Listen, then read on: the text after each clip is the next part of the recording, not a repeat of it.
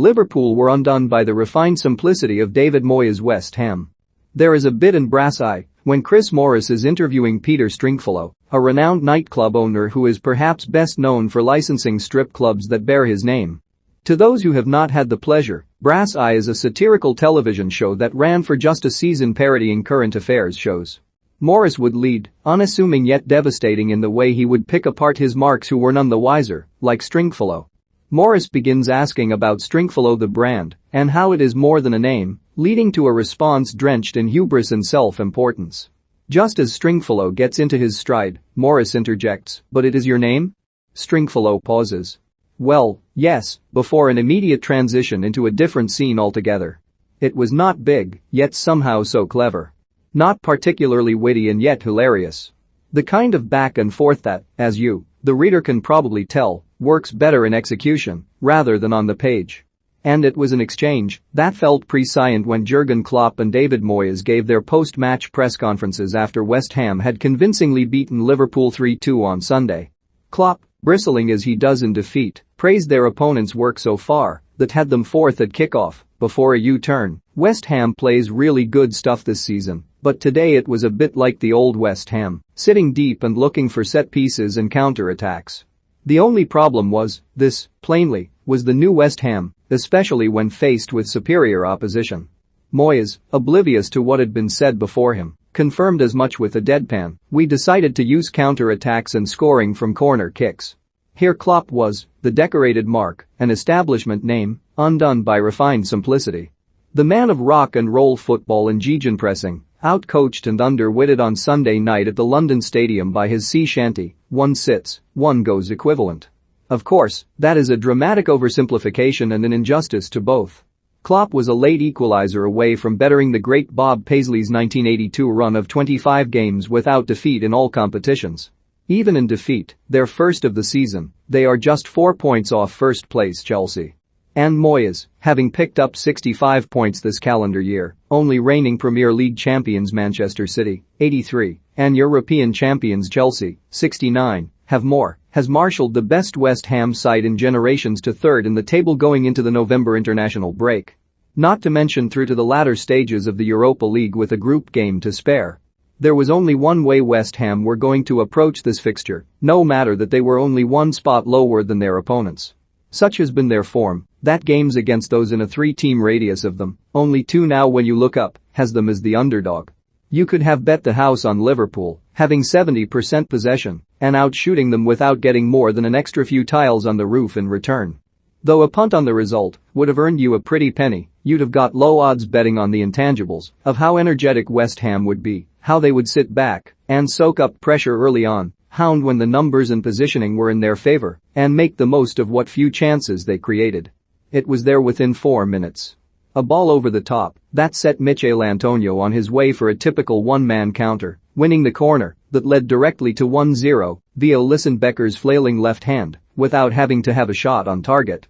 They defended their box throughout, allowing so few moments within it that Trent Alexander-Arnold's equalizer and Divock Origi's goal to make it 3-2 had to come from its edge or slightly beyond. West Ham are essentially 2 on-field units. The defensive 1 of 11, though sometimes 10 when Antonio does as he did here and sits up front to occupy one of the 2 centre-backs. It ensured an outlet and prevented Liverpool creating that sense of claustrophobia by squeezing up in the opposite half. Then there is the attacking 4, who cause most of the problems in open play. Antonio, announced as the player of the match in the ground, should have had a goal to his name, having squandered a couple of breakaway chances, though one did lead to the corner that Kurt Zouma headed in to ultimately settle this encounter. Said Benrahma grew into the game to fashion openings from out on the left with his guile, while Jarrod Bowen moved slightly deeper and inside from the right flank in the second half to instigate moves from there. It was from this recalibrated position that he drove through the middle and set up Pablo Fornals. The Spaniard, so often the first link of this 4-man chain, was at the end this time to make it 2-1 in the second half. Though, it should be noted he set the move going with the pass to Bowen. Pablo Fornals, left, celebrates scoring West Ham's second goal, Zach Goodwin Pa. There is an ability to West Ham's approach that seems at odds with modern football attitudes, despite relying entirely on modern footballers.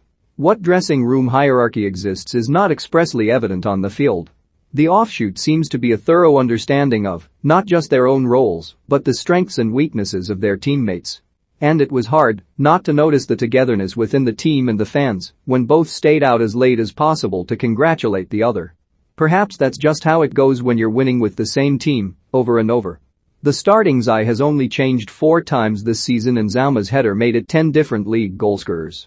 Nuggets like that can perpetuate the idea that Moyes is merely a man of basics and circumstance. The retort to both came in the second half of his 1001st game as a manager. Having used Fornals to cover on the left, where Mohamed Salah and Alexander-Arnold were in that half space, along with Jordan Henderson either central or overlapping both, Moyes decided enough was enough. After halftime, Fornals was shifted back to his usual central role and asked to cause some problems of his own. He is now West Ham's second top scorer with 4. Moyes also played it smart when Angelo Ogbonna had to come off after 22 minutes. Craig Dawson replaced him, and the fear was the 31-year-old's lack of pace was ripe for Salah to exploit given the Egyptian had already jarred Ogbonna's knee with a swift cut back onto his left foot. So, Zauma was moved to the left centre-back and Dawson sat on the right. Tomas Soucek parked his marauding ways to offer Dawson a bit more security. With 12 days until they are back in Premier League action, even the most optimistic West Ham fans will be wondering, how long can this shtick last? At what point do people cotton on or the methods tire? The most obvious question on the horizon is how such a small active squad will cope with the different demands over the course of the season. Victory over Liverpool means West Ham have 2 wins and 2 defeats in their fixtures after Europa League games. With more to come, along with the quarter-finals of the Carabao Cup, priorities will shift and focus will become distorted. The longer this goes on, ambitions will rise, along with what constitutes a good time. Perhaps West Ham will get to a stage when counter-attacks and set-pieces won't be enough. Maybe their supporters will start demanding a more expansive, thrilling style of play. That won't be anytime soon. Sunday was typical of the new West Ham, reflective of an understated yet calculated Moyes. It is hard to find anyone associated with the club right now who wants them to do anything different. Especially when it's working so well.